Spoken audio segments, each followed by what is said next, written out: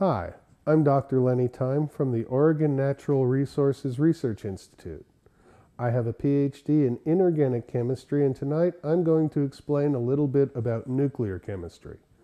If you're familiar with the TV show WKRP in Cincinnati, at one point Venus Flytrap explained to a high school gang member in 2 minutes how the nucleus of an atom really worked.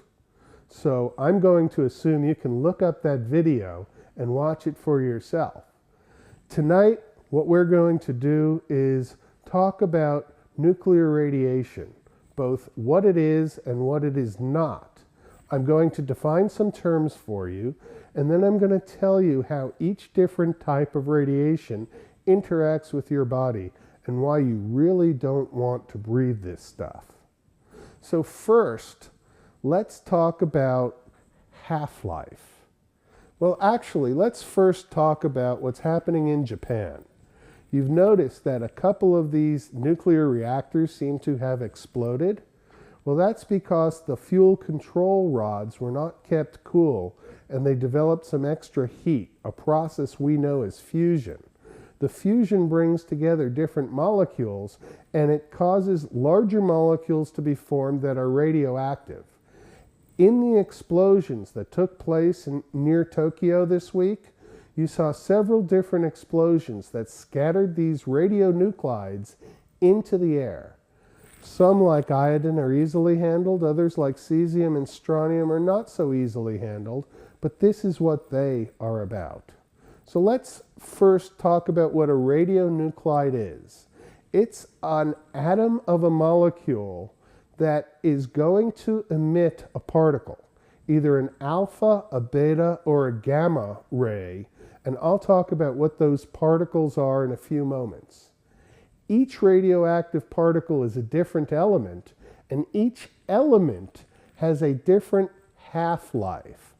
A half-life is how long it takes for half the molecules of that particular element to disappear and morph themselves into other elements. So, for instance, if we have 100 atoms of strontium-90 and it has a half-life of 28 years, then 28 years from now we'll have roughly 50 atoms of strontium-90 left. The other 50 atoms of strontium-90 have decayed to other elements, and each element has different isotopes.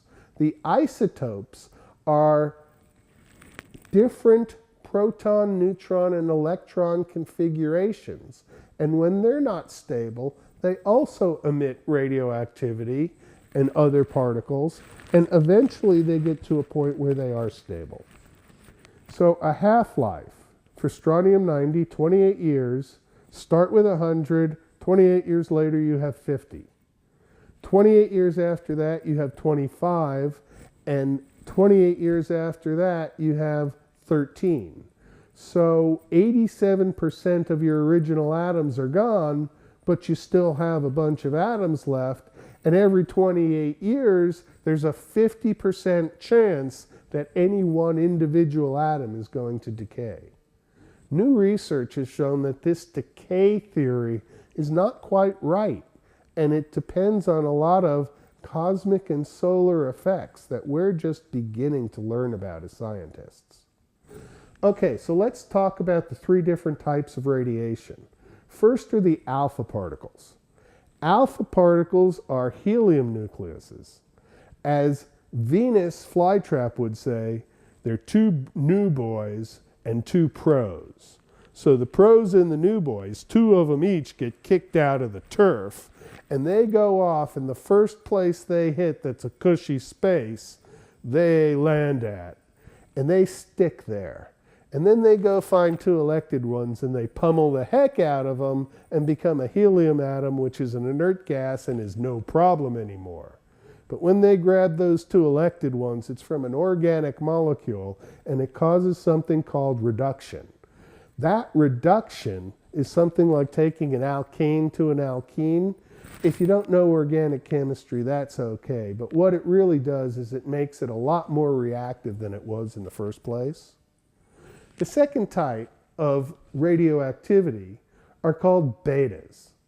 Betas are streams of elected ones, or electrons, and they move very fast, they're very penetrating, but you got to remember that these electrons weigh 1/1000th of what a proton or a neutron weighs. So it just zips through and goes out, and it's like a bullet going through a person. It just goes right through and comes out the other side and makes a splash, but it causes all that damage in anything it hits, and what it hits doesn't slow it down. And so it just goes in a straight line, ripping up anything it damn well pleases until it goes out into space and goes on apparently forever. So now we got alphas talked about and betas talked about. Then there's a third type. It's called gamma rays. The only thing I really know about gamma rays is it's what helped Bruce Banner turn into the Hulk. What gamma rays really do is they're high energy frequency vibrations, and they just cause everything else to vibrate, and it breaks bonds, and it causes some heat, and it causes friction, and it gets everything warmed up and irritated. So alphas, betas, and gammas are your three basic nuclear particles, and they all work in different ways, and they all do damage to you.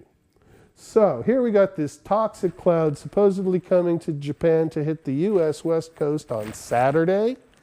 Well, if you believe it or if you don't, you can take some precautions.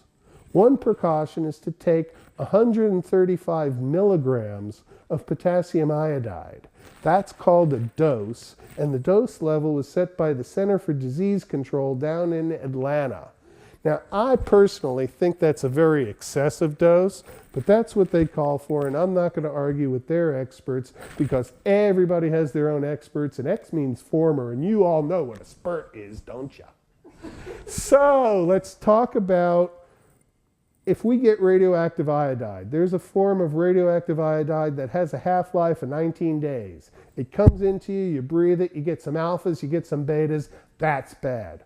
So if instead you take this potassium iodide, you saturate your system with iodide. After 72 hours, most of that iodide's out of your system, but every single piece of you that wants iodine, which is a lot of you because the iodine is a necessary micronutrient, it's happy, it has some iodine. So when the big bad nuclear iodide comes over from Japan and you breathe it, your body's going to say, nah, I'm chill, I'm cool on iodide, you go, and blow it out. But if you're iodine deficient and that baddie comes in, your body's going to say, yummy, yummy, yummy, I like that iodine. And it's going to take it in, and you know what? Sometime in the next 19 days, it might decompose and emit an alpha or a beta. And then if it doesn't do that in 19 days, in another 19 days it might do it. But it's always a 50-50 chance every 19 days. So sooner or later it's going to cause that coin flip and emit. Now there's some other things like strontium-90 and cesium and some other things. Iodine isn't going to do anything to protect you from those. For that, if you're breathing those radioactive particles, you want to use some sort of an absorbent, a clay, activated charcoal, zeolites, but there's a catch-22 with that also. If you use those sort of things, you're going to deplete all the minerals in your body, not just the radioactive ones. So you got to eat good food with good nutrition and make sure you get those elements back. So go out and buy lots of organic vegetables, and that'll do you real good. So what have we learned today? Don't breathe air coming over the Pacific from Japan if you can help it. But if you can't help it, protect yourself and be ready, and don't listen to authorities. If you don't like what you heard Dr. Lenny say right now, you just go and look it up yourself and verify in your frame of mind that I'm talking to you and you know what I'm talking about. But Venus could tell you the same sort of thing because he's real good at explaining how chemistry works in gang terms. I'm Dr. Lenny Time from the Oregon Natural Resources Research Institute, and I'm an honorary scientist. Thank you.